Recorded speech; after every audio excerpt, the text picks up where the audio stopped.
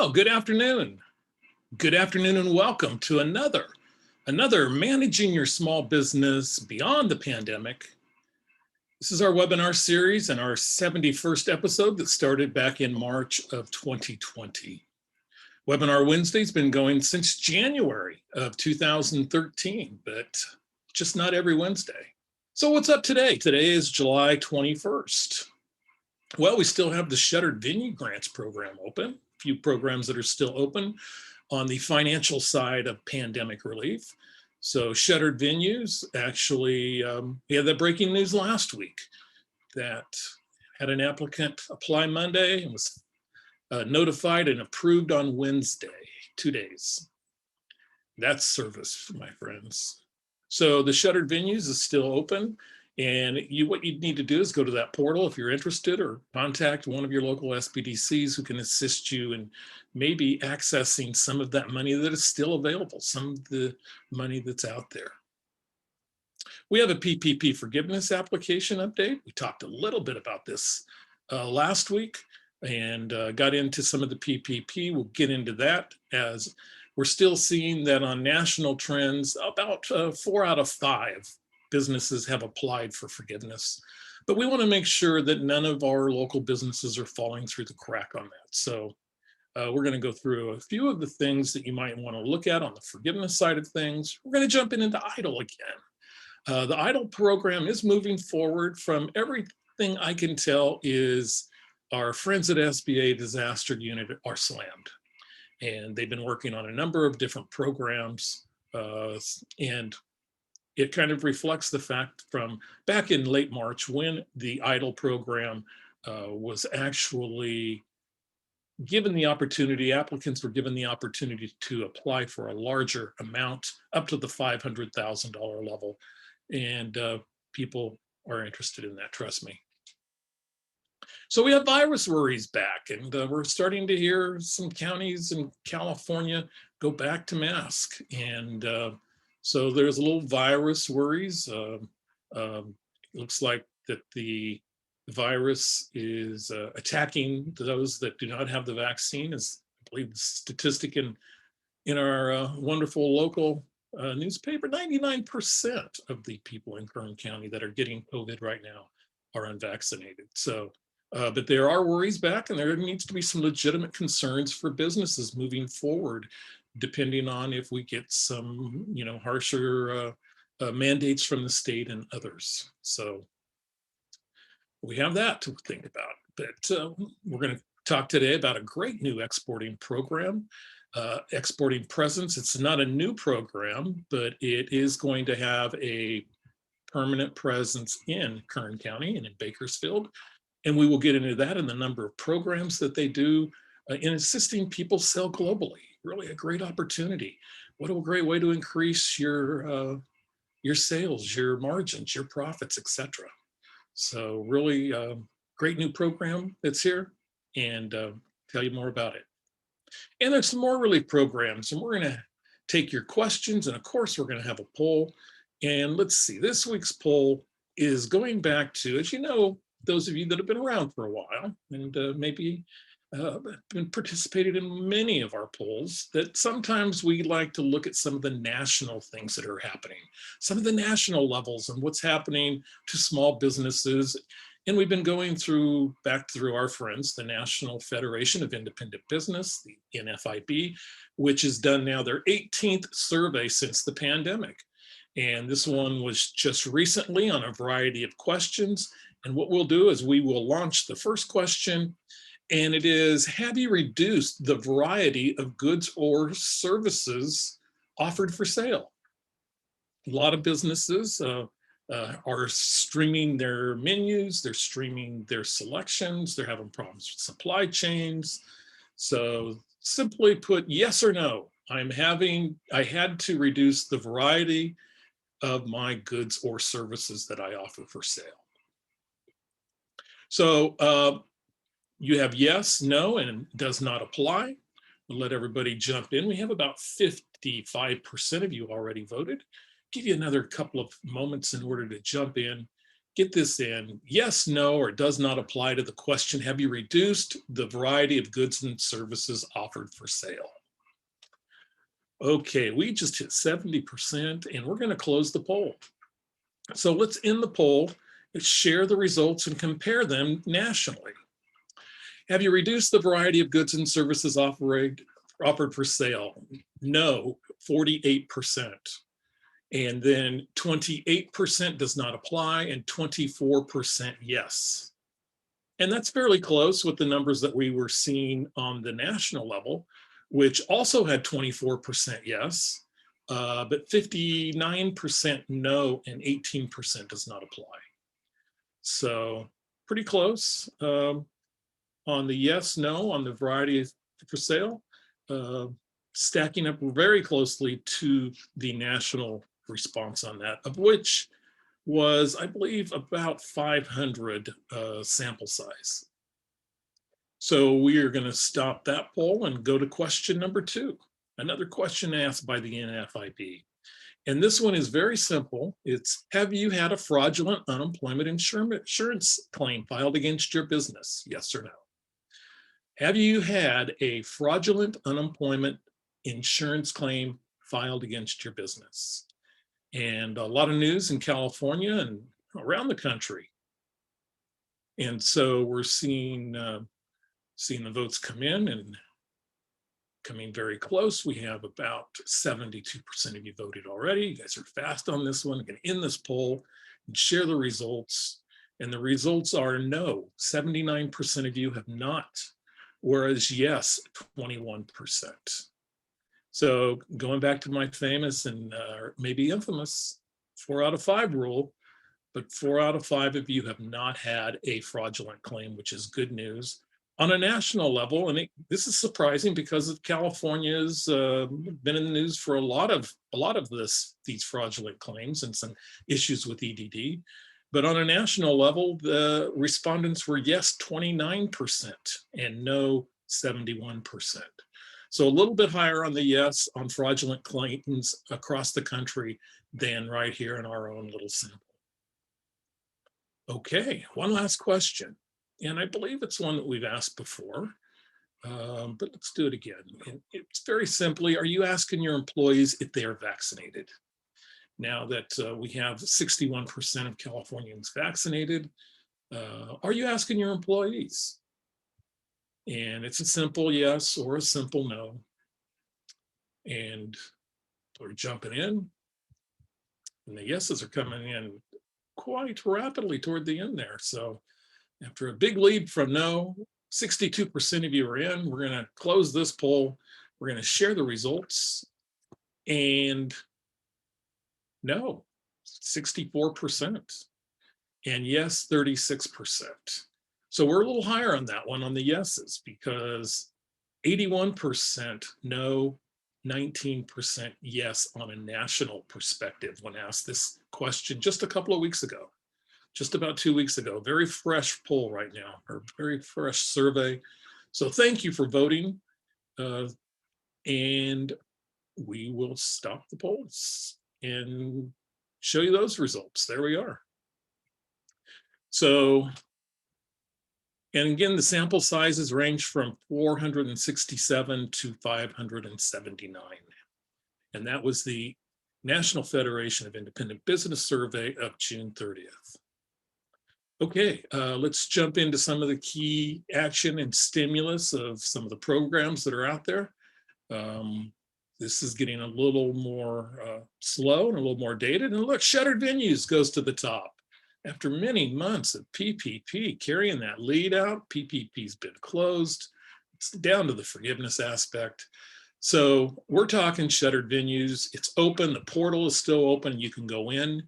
Another very popular program, or even maybe more popular than shuttered venues, is the Employee Retention Tax Credit. And again, that is open for the year 2020. Remember, there were some changes late in December. Before that change, you could not do a PPP, your first PPP in 2020 with the Employee Retention Tax Credit, but that changed. So you can actually go back and file an amended return. In 2021, the program ends the end of the year on December 31st. We're awaiting guidance from the IRS.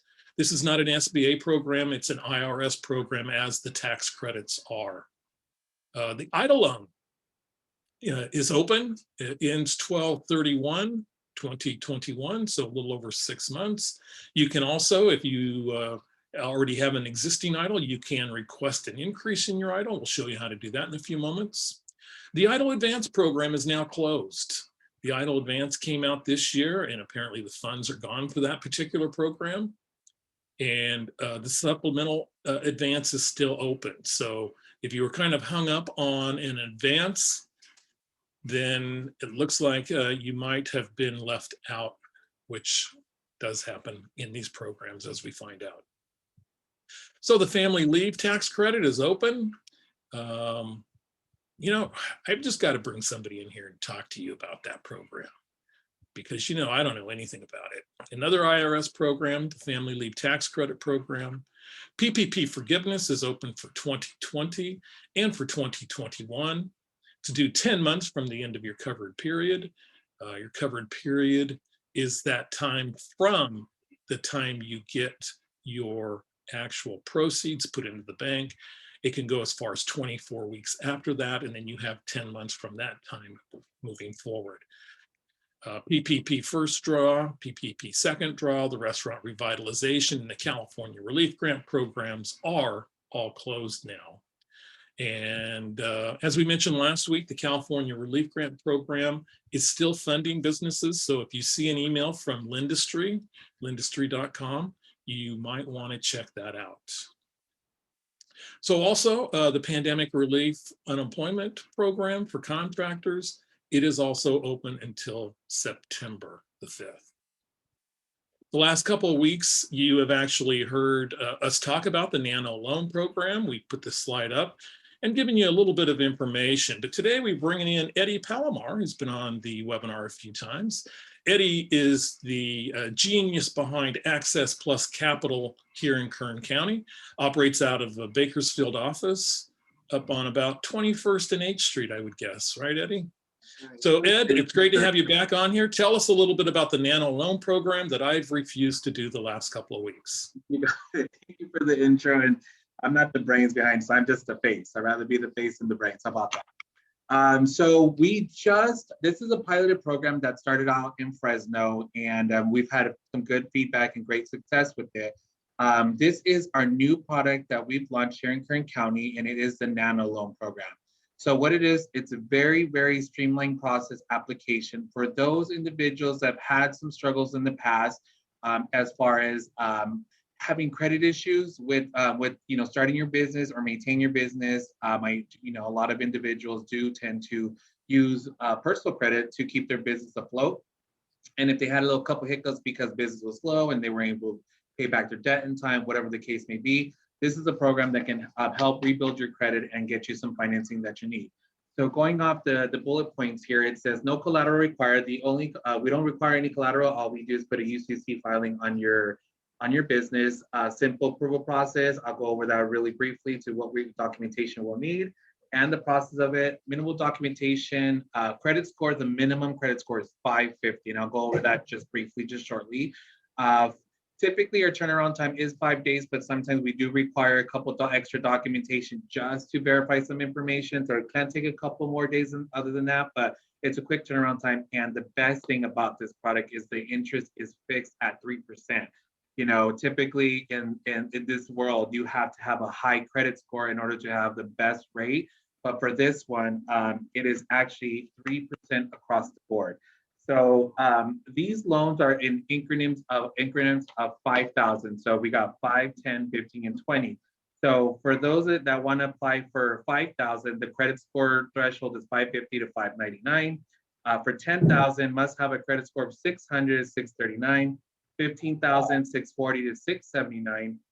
And then 20,000 is 680 and above. So I know we did mention the 550 credit score, but that is for the smaller loan amount. But the higher credit score, the higher, the higher the loan amount you can hopefully get approved for. So what do we need? Typically, we just need one simple form of stated information documentation of income. So we can either request 3 months of bank statements, or 1 year tax return, or your most recent profit and loss and balance sheet. And that's it. We don't need 3 years of tax returns. We don't need interims. We don't need all that. We just need one or the other. So 3 months of bank statements, 1 year tax returns, or your year-to-date interims. Depending on the loan amount size, would determine the debt service ratio just to make it a little simple across the board. In order for you to obtain the 20,000, your ratio must be 1-to-1, meaning that you make $1 per every product that you sell. So 1-to-1 ratio will get you will be the income that you would need to get approved for this loan. 3% interest rate fixed for the four loans I just talked about: 5,000, 15, 10, and 20. Max term amount for the largest loan is 48 months. And for the other three, for 15,000, 10,000, and 5,000, the maximum term is 36 months, so 3 years. Collateral, again, is just a UCC filing. You can contact me on the Bakersfield number, the 661-448-2133. I will also put my contact information in the chat if you want to go over a little bit more about this product. This product is live. It is being we are accepting applications. I just got my first one yesterday for a local business owner for 20,000. To apply, just accesspluscapital.com, and you just click on our loans, and it is called the Nano loan program. That's it. It's pretty simple, very simple, streamlined, very minimal documentation, and the credit score can be at 550, but it can get you financing up to $5,000 at that score. Eddie, a couple questions for you. Is this program available for a limited time, or is it going to be a permanent program? As of right now, it's a permanent program.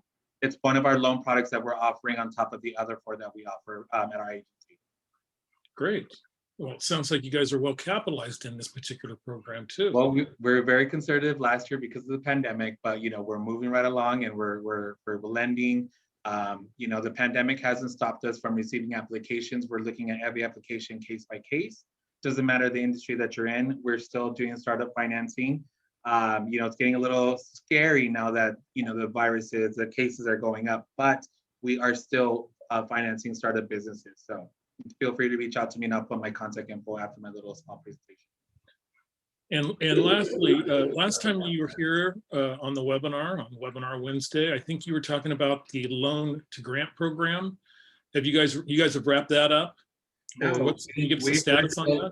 We're still in it. So far, we funded 252,000 loans year to date for the loan to grant program.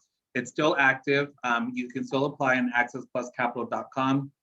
Click on the COVID relief resource center on the top center of our application, and this is specifically for business owners in the city of Bakersfield that can apply for up to $50,000 for funding for their business during the pandemic.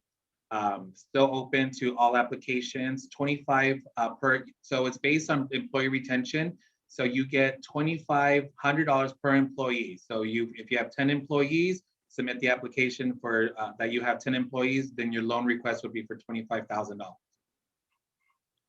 Good to know. I guess I'm going to manage you back to the status, action, and key stimulus programs that are going on right now. I think you should. I think you fell off that a week or two ago. So, okay, we'll put you back for next week. You got it. So we have the loan to grant program. Yeah, 2.4 million funding funds for the loan to grant program. So we're 252,000 in, just got some more loan backs out. So there's still plenty of money, and that's supposed to go to until the end of the year. Okay, great. And if anybody has any questions, we can email them to us. We'll send them over to Eddie, and he'll get them for you. I did forget to mention, of course, the most important thing, and that is Eddie, of course, is an alumni of CSU Bakersfield. So Ed, great to have you on the program again, or great to have you on the webinar, whatever this thing is, and appreciate it. Thanks for having me. Talk to you soon. Okay, let's go to EIDL. And what we do is we still have the EIDL program open and the Bakersfield Loan to Grant program. So, a lot of changes this year to the EIDL program. EIDL, of course, the acronym for the Economic Injury Disaster Loan, which is mostly done on the SBA portal. The COVID-19 EIDL is what it's referred to as. Of course, the largest disaster loan program that SBA has really carried out, obviously. And so before March, it was a 6-month program, which had a lot of conditions to it. It's been extended to 24 months. Payments were deferred again till next year. That was one of the changes that happened this year. We had 2 new programs, the targeted EIDL advance, or the targeted EIDL, and the supplemental grant. We also had increases from $150,000 to up to $500,000, and of course, an extension in time in the program. So if you do have an existing EIDL and you want to increase the size of the loan, send SBA an email at COVID EIDL increase request. That's requests. Even though you're only sending one, it is requests. So COVID EIDL increase request at sba.gov. And you could also log into your portal, your own account on the SBA loan portal, and click and request additional funds there. And you'll have a few questions you need to go through. And again, this process, from what I'm hearing from a lot of different applicants out there or borrowers, is that it is a rather time-consuming process, and it is taking a considerable amount of time. So it is a program where I believe SBA is quite slammed at this time. So please be patient.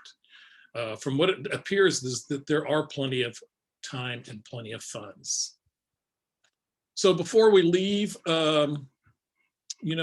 this particular aspect, well, let's just jump up here real quick and kind of look at CSUB. So kind of coming right in here, here's kind of our spreadsheet that we've done in the past. So we can kind of look at a few things. I just want to draw your attention before we get into forgiveness right here. So if you got your first PPP loan or your original PPP loan back in April 10th, then and elected a 24-week covered period, that would take you right here till 9/24. 10 months from that date is 3 days away, Saturday. So it's really starting to show for those of you that have received your 2020 PPP and do not have it forgiven yet, then that is continuing to be a problem. So we have that. And one other thing I want to kind of show you real quick on this spreadsheet that we've kind of used for illustration purposes is kind of here is where we were on the expenditures. We had gross wages and we had a number of expenditures that you could use for PPP forgiveness, and rent, electric, gas, water, internet. So a variety of utilities, rent, and some transportation and interest on a particular mortgage. Well, now that changed a little bit, and these were the new expenditures that were added. So we were able to add operating expenditures, which they count as cloud and software. And the unique thing about this is these 4 different classes of expenditures, many of you might have already got PPP forgiveness before these were even allowed, which was on December 27th. So again, it is a dynamic situation on PPP forgiveness, whereas you could be just now going back to last April and May and moving forward 24 weeks on your expenditures. But it's still the way you treat and handle those expenditures could be some that you incurred and weren't planning on using, such as worker protection expenditures. So maybe you did some plexiglass and some other means as far as protecting your employers. We've talked about supplier costs a little bit, and we'll show you kind of the documentation that SBA is looking at. We also had property damage costs from some of the protests from last year. And again, the operating expenditures. So it's kind of unique because we get into that aspect of where we could have been right up here and actually gone through, as our example, last year and actually filed on November 1st or earlier. But yet you would not have had access to do those particular expenditures at that time. But now you can, okay? So there's just a kind of a quick look at the spreadsheet analysis that we look at. And going back to our PowerPoint, we can now look at a few other things. The top 10 things for PPP forgiveness. It's the 10 things you need to know right now is that 2020s, if you're one of those, if you're 1 out of 5, you know, if you're one of those 20% that haven't done it yet, it needs to be done now. And remember, it's only a forgiven, the debt is only a forgiven loan if you actually apply for the forgiveness process of that. It's the first time SBA's had a loan that's been forgivable. So this is the first time. Likely you'll do the 24-week period. You'll need to hit a 60% threshold for payroll and payroll type expenses. The other expenses we just went over that were added. Select your appropriate forgiveness form, of which there are 3. And I'm jumping.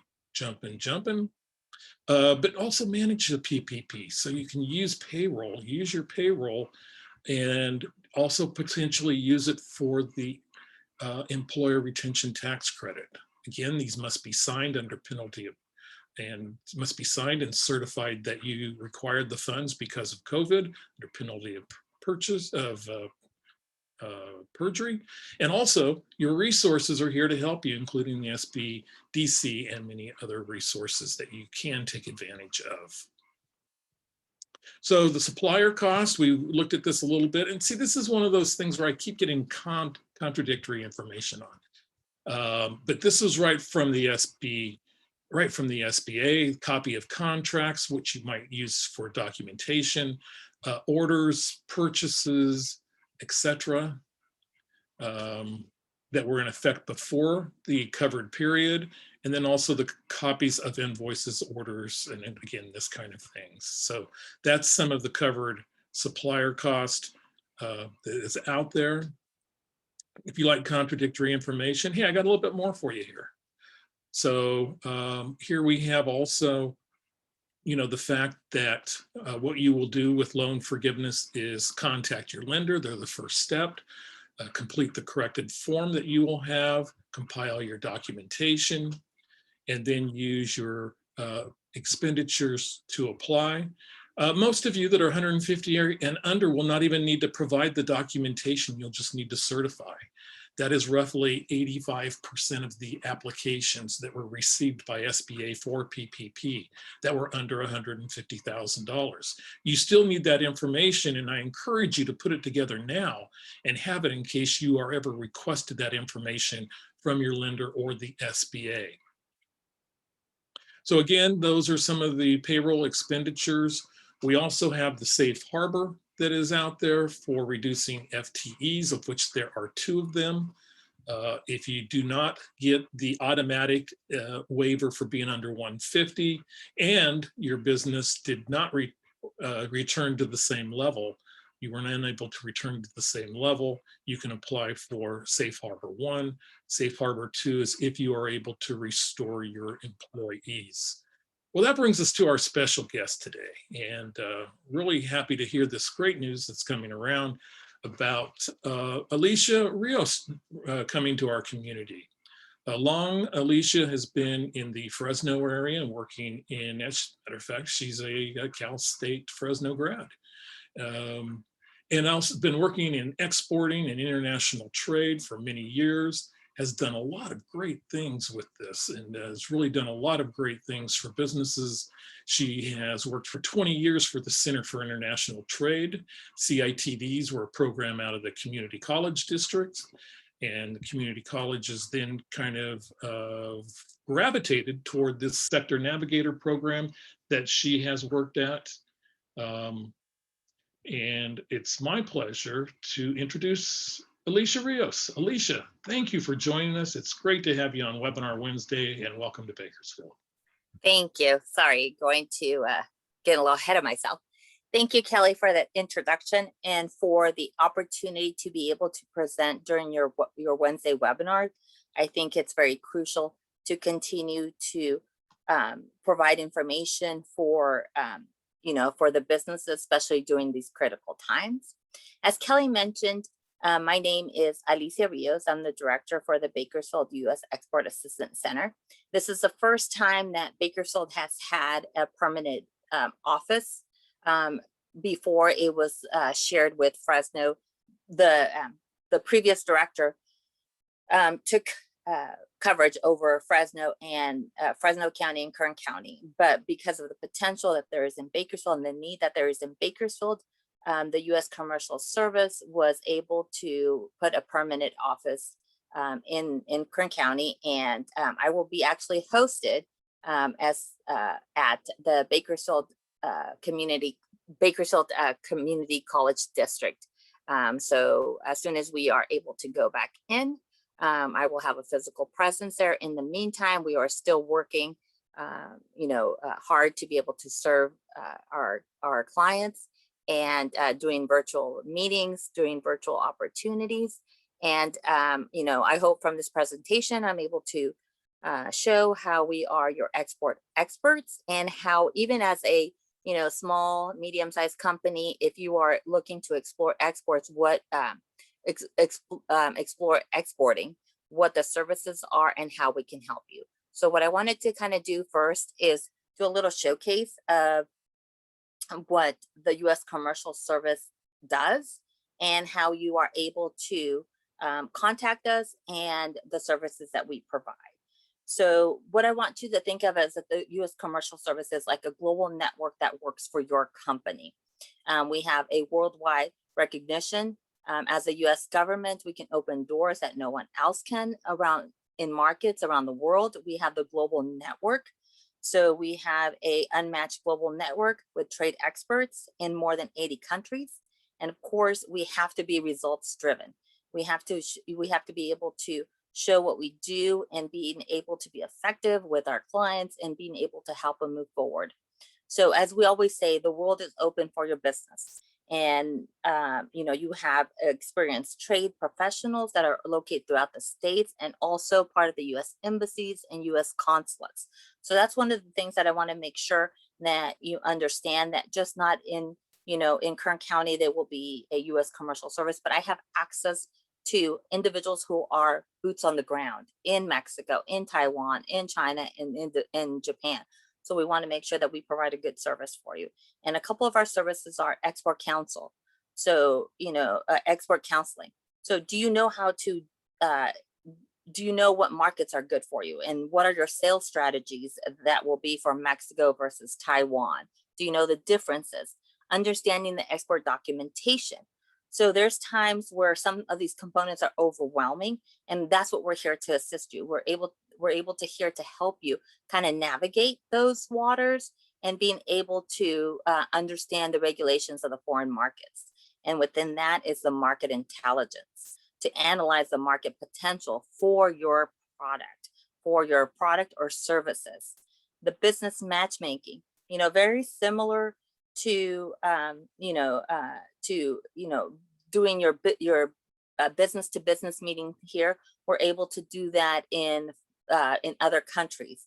So we connect you with pre-screened potential partners. So these are individuals that that our counterparts work with, and then of course the commercial diplomacy, that making sure that you are successfully entering into international markets.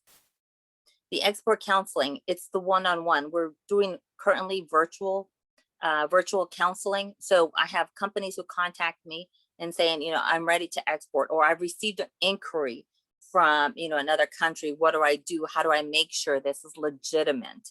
What are my next steps? Or in doing, some of their export plans or their plannings, maybe even with the SBDC, that there might be potential for exporting. Then how do you do that development? Where do you go from there? So we're able to provide those assistance.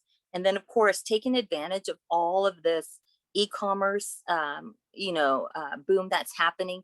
We have our e-commerce innovation lab, which helps And it's a resource center, for businesses to help them, grow through this digital economy. So, and I will go into a little bit more information there. The market intelligence, what I was referring about, we want to make sure that you contact us before you do anything else. And what I mean by that is if somebody's offering you, that you have to pay X amount of dollars just to do a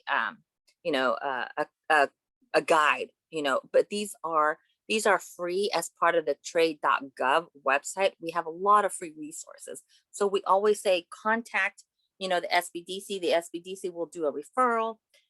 If you contact us at the U.S. Commercial Service, we will provide you with some guidance. We have companies who will explore our website and they will say, I looked at your commercial guide. It looks like there might be some potential for me in Mexico. What are my next steps?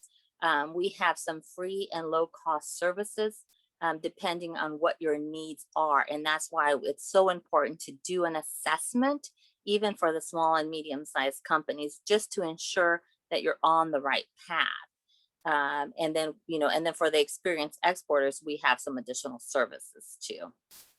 So as I was mentioning, the business matchmaking, there's opportunity here in the US when you do trade shows, local trade shows that have the US Commercial Service as part of their US pavilion. And because there's certain shows that are designated as certified trade shows that the US Commercial Service will have a presence. So the foreign buyers that come in, then we will be able to do some matchmaking. In addition to that, depending on where your kind of status is, if you want to do something additional in these countries, such as a technical seminar, maybe your product or service requires a little bit more, education. So we're able to assist in those components, a press conference, a luncheon or dinner that, invites the key individuals. Also to the international partner search. We don't want you to go at this alone. During this, we will provide a list of up to 5 agents, distributors. So that's the key thing. We don't want you to go at this alone. There's a lot of services that the U.S. Commercial can provide, and this is just kind of a few of the services. And then trade events. So we have a lot of trade events, of course, right now because of the pandemic. A lot of these trade events are virtual, so it gives you another opportunity. Because I always say, walk the show before you invest the money. If it's possible to walk the show, contact us. We will put you in contact with individuals, on the U.S. commercial side, to ensure that this is a good move for you, or, if maybe there might be other opportunities. For example, the international trade fairs, there's a certified U.S. pavilion. So the companies will be under that pavilion, and they'll have access to foreign buyers, to industry representatives. But let's just say that you can't participate as a trade show right now. Well, there's a trade show representation. So as part of that, then there's multiple clients that come together, and then the services are showcased through the U.S. commercial event. So we want you to know that, there's a lot of flexibility with a lot of our programs, and there's a lot of invested in, making sure that U.S. companies are represented and make sure that the U.S. is representative. And what I mean by that is also the Discover Global Markets. So if you are in manufacturing, we have the Discover Global Markets that focuses on the industry and, specific maybe countries, either education, service products, consumer goods, textiles. So they have a whole schedule, for the next year, 2 years that will specifically focus on those industries. And then there's the trade winds. So the trade winds is one of the largest annual U.S. government-led trade missions. With those trade missions come in-country commercial specialists grow, to grow their international sales. So there will be also pre-screened potential meetings. So as you can say, these are all pre-set up, and the international trade specialists work with you in order to ensure that you're seeing the right foreign buyers when you travel with the U.S. Commercial Service. I kind of wanted to do a little small kind of snapshot because I want to make sure that it's, that you understand that, you might have a startup now, but as time moves on, there could be potential for your product, or as you're developing your product, there could be potential, to be able to export. So you want to put those components in place. 92% of the clients that we assisted were small to medium-sized companies. Out of those, like the exporter profile, out of those, 12% were first-time exporters. And out of that component, out of the clients that we assisted, 41% exported to a new market. So as you can see, at all levels, we're able to provide service. And of course, increasing jobs at home, if you were able to export more in the US, then we're able to create more jobs because, as you guys have probably heard, the small and medium companies are the backbone to, our economy. And then why export matters. So more than 70% of the world purchasing power is outside of the US. So what can we do with that, and how can we be able to assist you? Once again, I just want to kind of show you a picture of the global team that's here to be able to help you, to be able to start putting you in that pathway to be able to export or increase your exports. In the fiscal year 2020, we were able to assist over 31,000 exporters, and out of that, 92% were small to medium-sized businesses. 1.6 million jobs are supported by US exports and foreign direct investment, and more than 350 billion in exports from 2018 to 2020. Then the return on investment. So for every dollar allocated to the commercial service, we have about 360 returned to the US economy. Results for businesses, exporting can be more profitable for businesses of all sizes. On the average, there was reported from the survey about $2 million reported by the commercial service clients last year. Companies that export grow faster. The percentage that, according to our survey, was 8.5 are less likely to go out of business. So we really focus on diversifying the markets. And what do you do with all this information, and how can we be of assistance, if you want to explore the, opportunities in exporting? You don't have to, pay for anybody to, teach you. The US Commercial Service is here to help you. The trade.gov is a wealth of information. And of course, you can always contact me. But here's a couple of questions that, we want to make sure that you're being that you ask yourself, where, the domestic success that you're having, and the production, capacity. If you have a product or a service, do you have the manpower to increase your capacity? And then if there's financial resources, where do you get those financial resources? The management commitment, the international plan with goals, and the know-how. How do you know what the shipping requirements are, what the methods of payments to ensure that you're getting paid? And we want to make sure that you avoid the common export mistakes. If you don't have a business plan, the low commitment on exporting, the neglecting the export customers. So you go to this trade show and you have quite a bit of inquiries, from other countries. What do you do with those, and how do you handle those? And how do you ensure that these are legitimate clients? And then also too, taking into account for certain products, are you able to modify the products, and what's going to be the cost to you? And then also the foreign regulations. So as I mentioned, the US Commercial has a wealth of information. We have how to export videos, as you can see, part of the trade.gov. We have comprehensive videos, a collection that will help the small businesses, and they're short. Some of them are short, which is just, a 10-minute quick, okay, what are the things that you need to kind of put in place because we want to plant the seed? And then there's, additional, more in-depth, how to get paid, making sure you make that export sale, managing challenges that come across, and then how do you find foreign buyers? So I always say, use the resources that are available to you before, you go, and pay any other services. We have a YouTube channel on how to export videos. And then, same thing, find the foreign buyers, make the export sale. And I also put the link down here, which will take you directly to the videos, and then you're able to watch them at your leisure. As I mentioned, because of the pandemic, offices have been closed. We do have virtual export services. Same thing, you're able to call us. We can do one-on-one virtual, counseling. Go through the e-commerce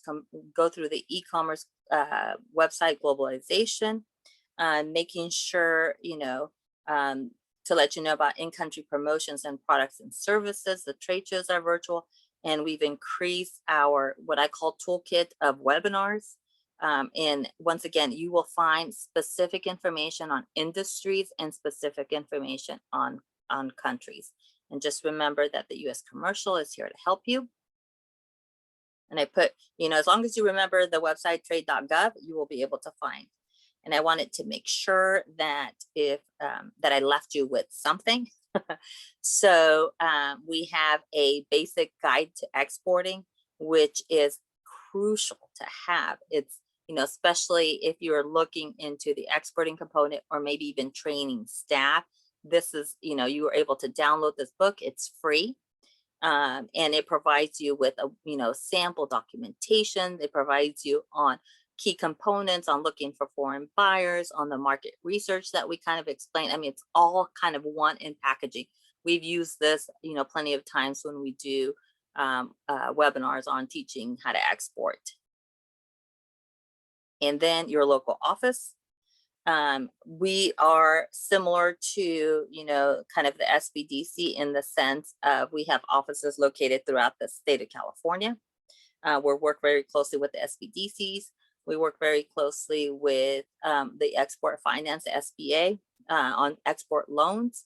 And the same thing component, we have it here in the Central Valley, Central California. We have an office in Bakersfield, and we also have an office in Fresno. And you're able to find offices throughout the state of California under trade.gov. What I also wanted to do is maybe encourage you that if you're, if you're looking into the possibility of exporting, to sign up for some of our events. And I just kind of just put a fraction of the events that the U.S. Commercial Service is doing. The Amazon Bootcamp, Exporting Success. And what's great about it, if you missed it, you can go back and watch the recording. And then what they have done is broken it down, not only into kind of the first phase on just how to, be able to sell, worldwide, but then now they're focusing on specific regions. Like the other day they did Brazil and Mexico. So what's required, and they bring in somebody from Amazon, they bring in industry experts to be able to help the small business be successful. In addition to that, make your US, your next export market with e-commerce. The export readiness for underserved business community with XM.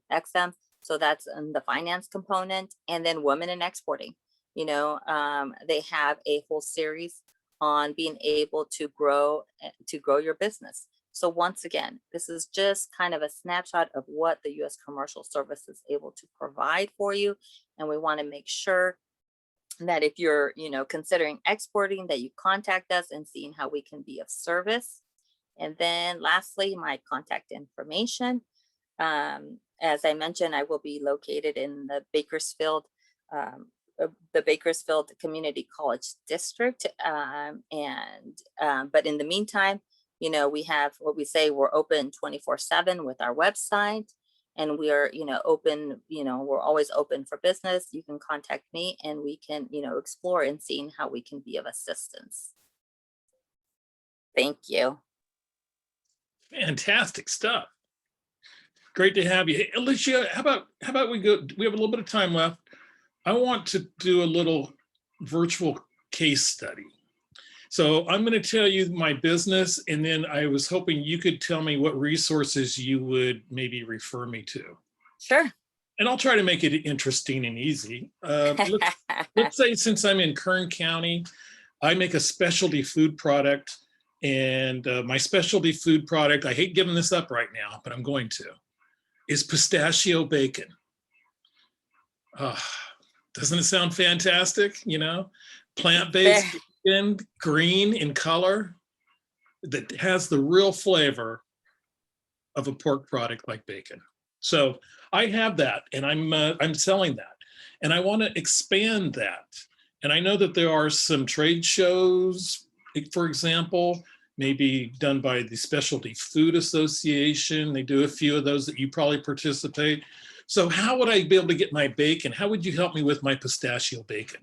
Well, one of the things also that, is worth mentioning is a lot of the companies always think that they need some export license, that they can't just, for like consumer products and so forth. So that's one of the myths that we try to kind of, explain that, you don't need a necessarily an export license unless you're doing specific products that are overseen by, by the Bureau. So, chemicals, some military equipment and so forth. But for consumer goods, which, is a good news, you're going to be looking at some of the trade shows you mentioned, which there is a partner organization that will help you kind of navigate some of those components and being able to, because there is also funding. So one of the things that I would recommend is, of course, you have to look at, your shelf stable, the possibility, because you need some longer time, to be able to, kind of export and be able to make sure you sell your product. And we're fortunate that in California, we have a couple of trade shows that you're able to participate. And if you qualify, if you're eligible, that you're able to participate and receive some funding. So as you mentioned, there is an opportunity at the Fancy Food Show. And this is what's great about the startups and the companies that, are kind of testing the water. So if you participate as part of the Fancy Food Show that's held in January, or the Natural Expo West that's normally held in March, but I think this year, because of the whole pandemic, everything's changing. So you'll have to check me on my dates. But normally the Fancy Food Show starts in January, I apologize. And there's opportunity to be able to showcase. And if you apply for what we refer to as WSADA funds, the fund match, which is an opportunity where they're able to pay for 50% of your booth costs. So not only does that allow you or give you an opportunity to still showcase domestically, but also attract some foreign buyers. But of course, just like with government programs, there's rules and regulations, but at least that gives you an opportunity. You don't have to leave the state. You're able to, grow and hopefully, capture more of that market, and then being able to, get some funding if your product is eligible. Oh, that's great, because I'm pretty sure that Fancy Food Show that exhibit Specialty foods. That would be a #1 hit, I'm sure. Yeah, pistachio bacon. Okay, well, we'll talk about this later, I guess. So, any other resources? Let's say I have a buyer in let's say Mexico that wants pistachio bacon. So, any other resources that you could guide me to get my bacon down there? Well, one of the things is, so as part of the U.S. Commercial Service, we have a great partnership with the Foreign Ag Service, which is part of USDA.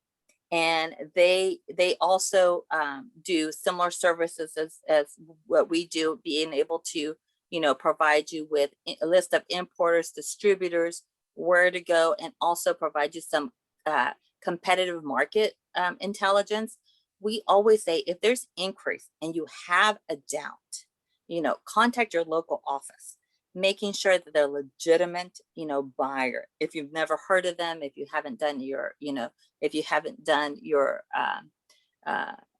kind of a background check on them. Because I always say, just like you inquire about, anybody who's looking into your product and wants to be a distributor, do your homework.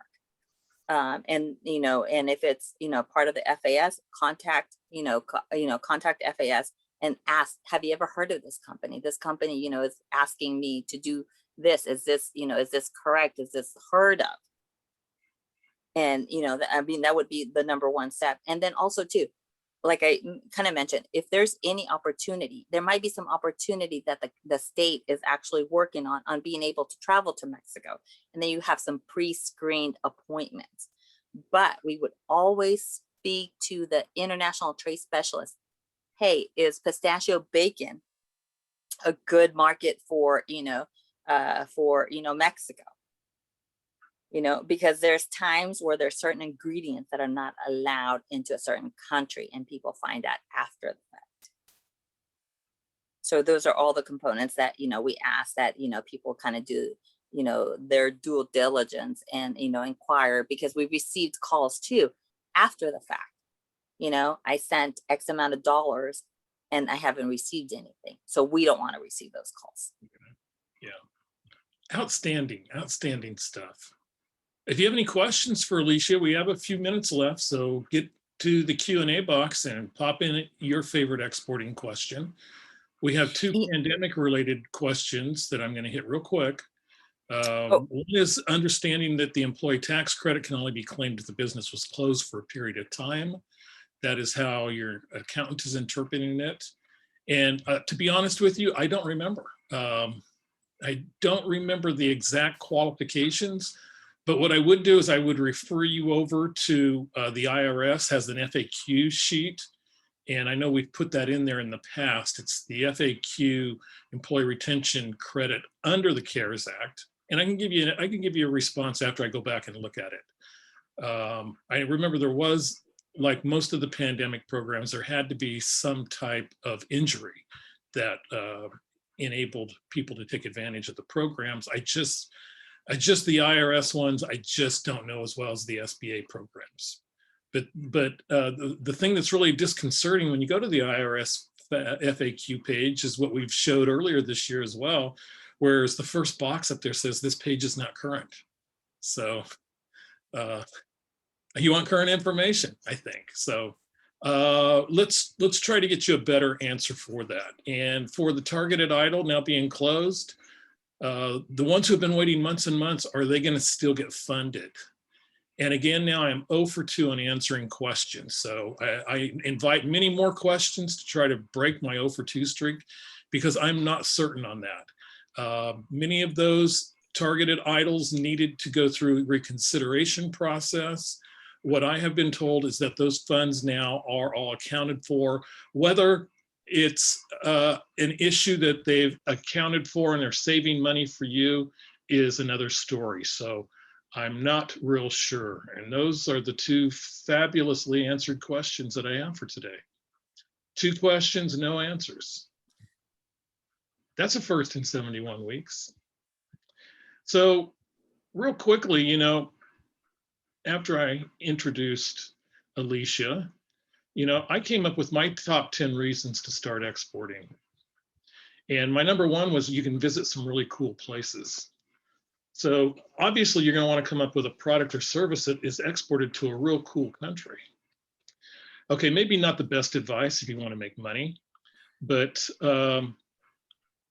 also my other second favorite one of these top 10 is number 10, do it for your country. We have a trade imbalance, and people from other countries, they want the innovative goods and services, high quality customer service and sound practices that US businesses can provide them.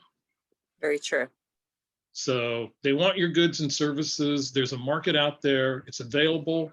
We're out of time, but we're going to be back next week with number 72, Managing Your Small Business Beyond the Pandemic. I'm Kelly Bearden. Thank you so much for joining us, Alicia Rios. It's great to have you. So for Alicia Rios, I'm Kelly Bearden, and we will see you next week. Bye-bye, everyone.